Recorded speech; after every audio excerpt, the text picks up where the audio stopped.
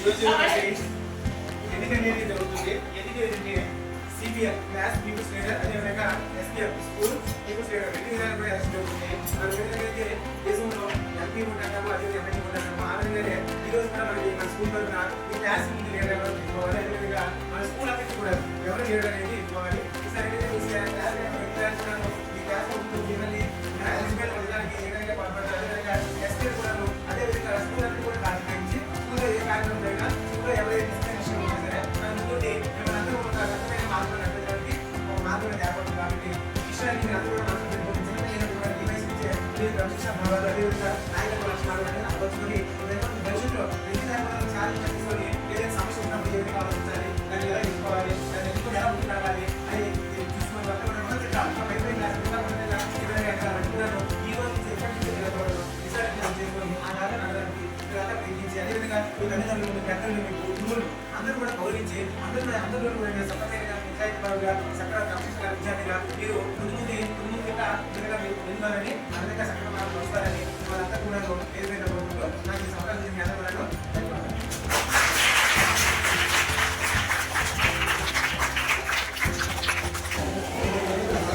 చెప్పి మనం ఎలా చేసి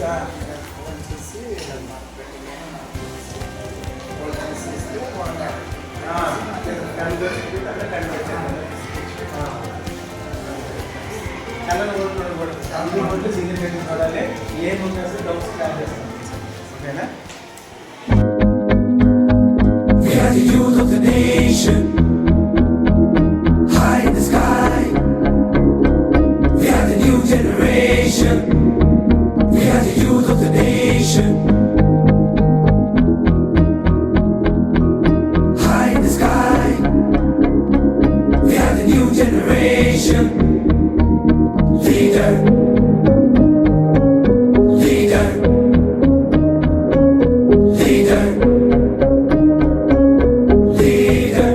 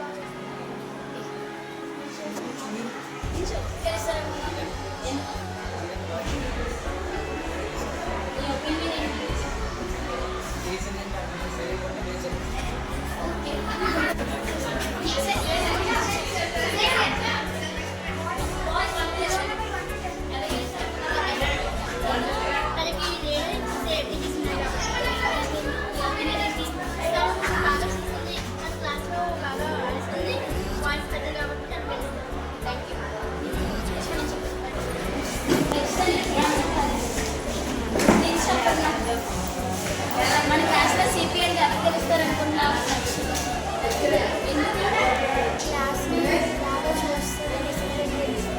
ఒపీనియన్ ఏంటి?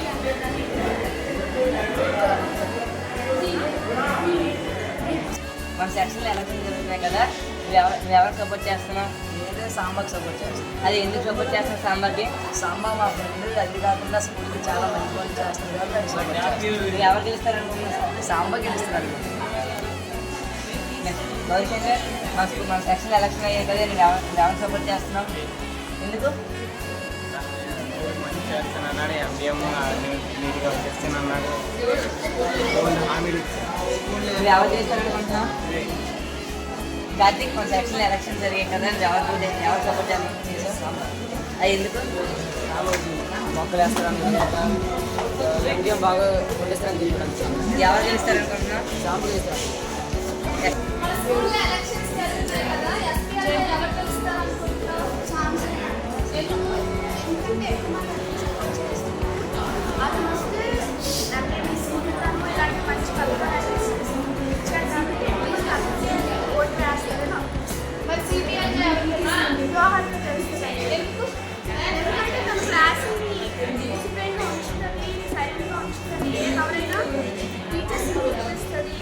ప్లస్ అందరూ ఎక్కువ జోహార్కి సపోర్ట్ చేస్తారు కాబట్టి కనిపిస్తుంది. అయితే ఎలక్షన్స్ జరుగుతాయి కదా, యాక్చువల్గా ఎవరు గెలుస్తారు అనుకుంటున్నాం? ఎందుకు? అంటే స్కూల్లో శుభ్రంగా ఉంచుతారు కాబట్టి మళ్ళీ స్కూల్లో ఎటువంటి సమస్యలు రాకుండా చేస్తుంది. మరి మన స్కూల్ ఎలక్షన్స్ జరుగుతున్నాయి కదా, యాక్చువల్గా ఎవరు గెలుస్తారు?